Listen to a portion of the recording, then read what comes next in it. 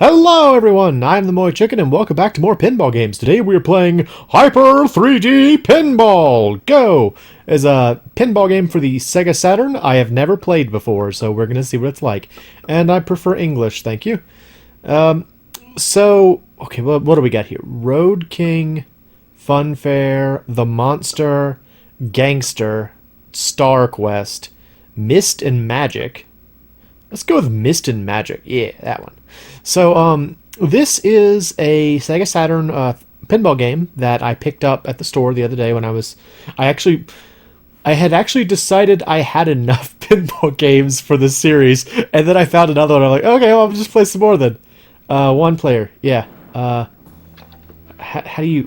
Okay, yeah. So the flipper or the shoulder buttons and the flippers. So, nope. Hang on. There we go. Okay. And yeah, it looks very smooth so far.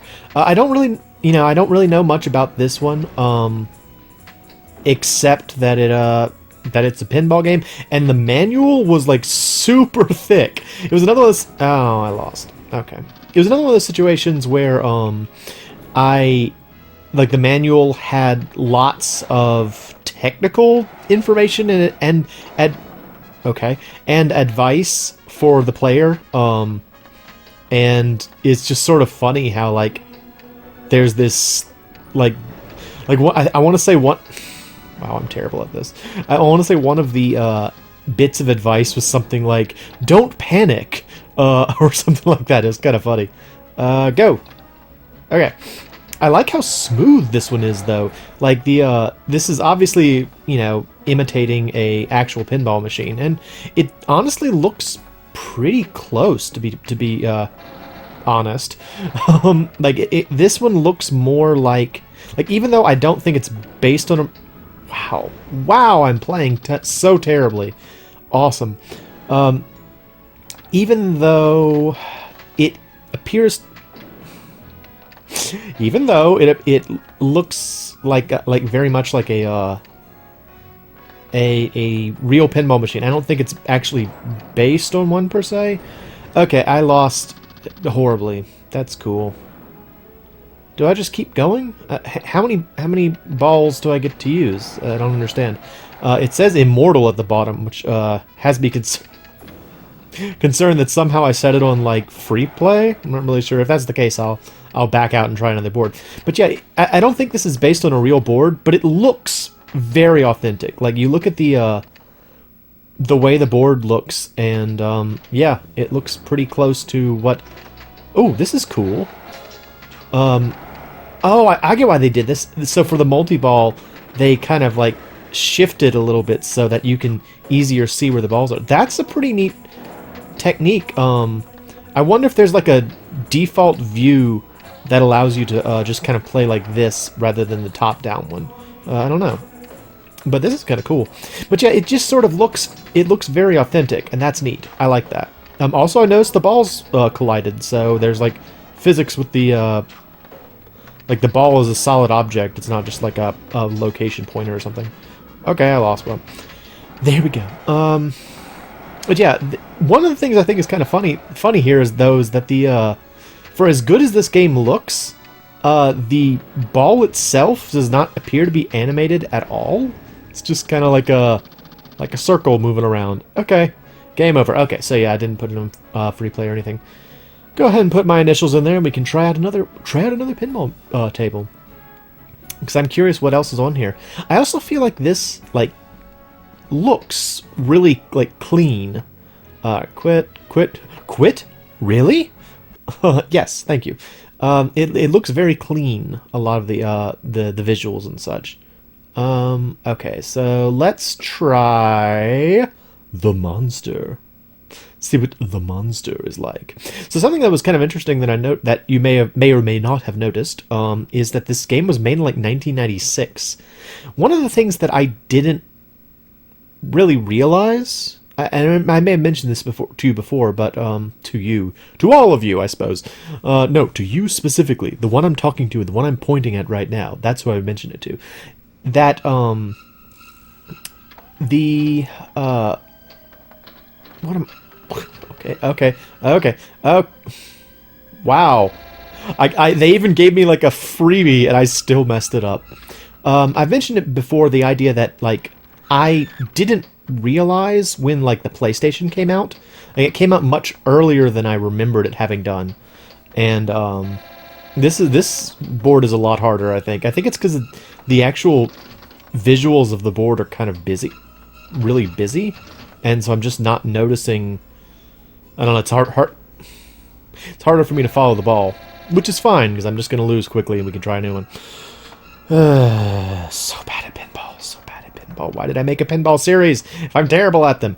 But yeah, I guess the Sega Saturn's the same way, that it like came out earlier in the 90s than I realized. Because I sort of had it in my mind that all of the disc-based systems started... well, okay, not Sega CD, but started closer to... I don't know, like 1997, 1998, somewhere around there. And I think the reason for that is that the first PlayStation game I really had a strong affinity for was Final Fantasy VII, and that came out, I believe, in 1997. And so I just sort of like, oh yeah, that's when the PlayStation was out, was when FF7 came out. Despite the fact that FF7 was not by any means a launch title or anything like that. I don't know, it's just what I associate. Okay, I lost that one really quick. Let's do another one. Yeah, I'll put in my high score. It's not good, but if it's the high score, I guess I can. Yeah, Mo. Alright. Graphics. Animations, yes? Okay. Quit? Really? Let's try another one. Yeah, I don't know. So far, I think that this is a very functional one. It's very fast, though. That's my big concern right now, is that, like, the ball moves really quickly, and so I'm not keeping up with it very well. I mean... that's on me, I guess, but yeah, I'm having a lot of trouble, like, managing the ball, because it's very fast, so... Oh, I just noticed that, like, the little display up there, I was only seeing the picture. I didn't notice that it was showing the entire pinball machine. Oh yeah, this one looks a lot better. Yeah, I think the monster is just sort of like, it was mostly silver, and so I couldn't really... oh my gosh. I couldn't really follow things as easily. This one, I like the design, though. It's got that gangster look. I don't know. I loved the Art Deco movement, and as a result, I really like stuff from the 40s, because they all had that Art Deco look. And I think that's what you'd describe this as. I don't know. It's cool. I like this one more. I think out of the three I've played, this is my favorite one so far. Bearcats Club? It's a part of the Bearcats Club. It's where you go to drink, I guess. Let's see, when was Prohibition? Prohibition was during the 20s, right? So, 20s / no, it wasn't in the 40s. I guess it was in the 20s. So I don't know if this is Prohibition or not, but that was the Bearcats Club, and that's important. We're back there again to the Bearcat Club. Special is lit. Okay, go. Where is Special? Must destroy Special. Die, Special. It also kind of makes me feel, or makes me think about the old, what do you call it? The Dick Tracy movie. I remember when that movie came out. I was still pretty young when that one came out, and like, it was kind of I feel like it was kind of a big deal when it came out, despite the fact that, like, Dick Tracy hadn't been relevant in so long at that point. Like, it's amazing that they made this movie so far after the point where anyone, at least I feel like anyone really remembered Dick Tracy. So it was kind of strange that... oh, I just noticed there's another paddle. I hadn't even seen that yet. There's another paddle on the left. Yeah, but it was cool. It was cool. Again, I like that sort of stuff. So it's kind of neat it was neat to see it. I'm just racking up them points. That's fine. Oh. Womp, womp, womp, womp, womp, womp, womp. Let's see. What was I saying? Yeah, but I remember a lot of the, like, I think probably the fact that I saw that when I was at like a young age, and also that I was a huge fan of the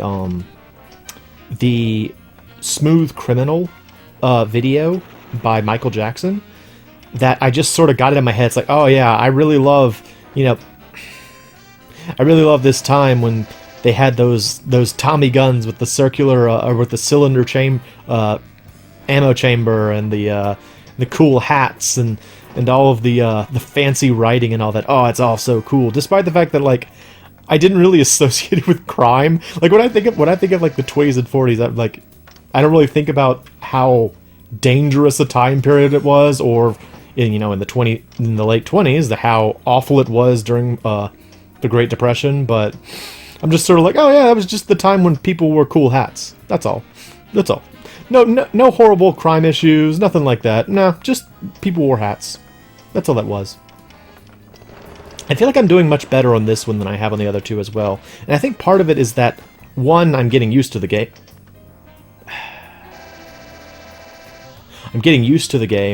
And also, I just think this is a nicer board. I don't know, this is the best looking one so far. Like, the Monster one was just, aside from the fact that it was kind of just an ugly board, it was hard to figure out what was going on. Like, I kept bumping into bumpers and didn't realize they were bumpers. Like, I would say if this board has if this game has one major issue with its boards, it's that it's kind of hard to tell what's in the background and what is actually something happened. What is this? What is this? What is this? What are we doing? Go. What? Well, oh, was I was aiming that maybe? Oh, that's oh, okay, it's that little gun right by the left flipper. That was really strange. I had no idea what was going on there. Okay, well, I think that's probably my last life, right? Yep, game over. Alright, so I did the best on that one. I will actually put in my initials for that one with pride, because I think I did well on that one. And how many more were there? Were there two more? Two more. We'll look at one of the other two. Let's see. What were the other ones? So it was like Funfair and Road King. I think were the other options. Gangster. Oh, there's also Star Quest. I like space stuff. We'll do Star Quest. And then this will be the last one. But yeah, I really liked gangster stuff when I was a kid. Despite the fact that I didn't associate with organized crime or prohibition or any of that. I was just like, I like the hats. I like the suits. Everyone looks nice. The music's good. Oh goodness, this one's a little hard to figure out. Yeah. Yeah, I would say the biggest issue with this game, definitely the fact that you can't really figure out what's a bumper and what's not. And I mean, there are ways they could have handled that, like if they had just made the background elements like kind of like desaturated or like, faded out or something like that, or there was a different view. Let's see, can I look at it a different way? No, that's not it. Resume. Okay, yeah. Or if the thing was like slightly angled so that you could more easily see what was the bumper, what wasn't. I don't know. There are ways they could have handled it that apparently they didn't. Like, or if there was a way to switch to the multi-ball view, when you don't have a multi-ball, because then I could clearly see what was going on. Well, I could more easily see what was a bumper and what wasn't. I still couldn't easily see, but whatever. Oh, did that just say war? Oh man, okay. Did that just say war? I feel like it says war at the top. That was one of those things in a lot of pinball games that I always like to try to do. They often have these situations where there is a set of gates that have like lights on them. So like 3 gates in a row and they have lights on them. And if you pass your ball through one of the gates, it lights up the light, and you can like hit the paddles to toggle the lights, and usually you're trying to spell a word. Like in that instance it was war. And then I think in the previous one it was ammo maybe. Great.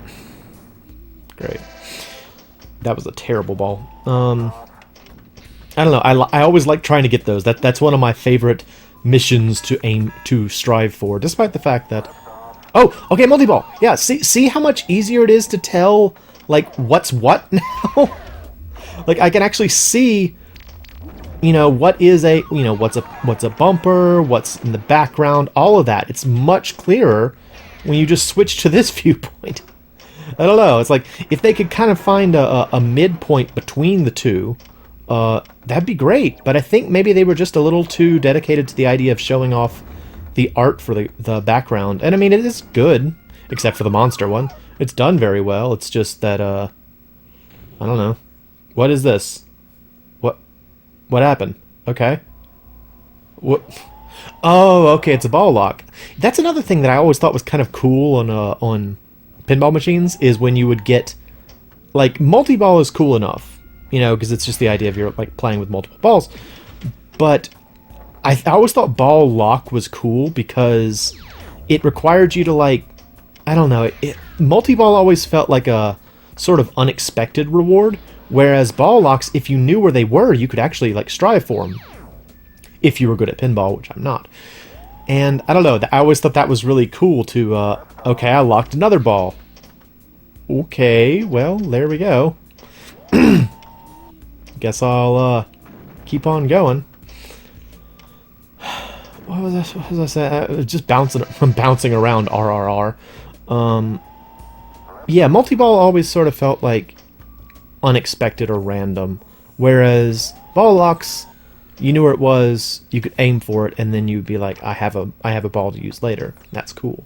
It actually kind of reminds me a little bit of the spaceship capture trick in Galaga, where you could like if one of your ships got captured by the big green guys, you could shoot the if you could just shoot the green guy.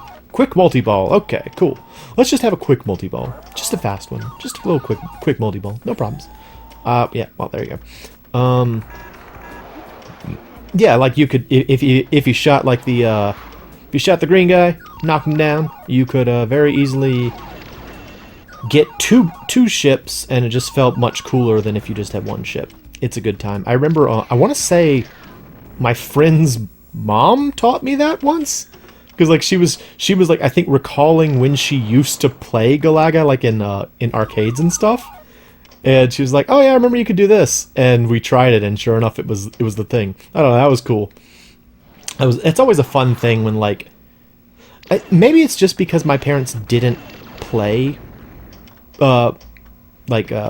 video games with me very much. Like, I know there are some people whose parents actually did play video games with them, but for me, my parents were never really that interested. My dad sometimes would play, but mostly it was just me and my sisters.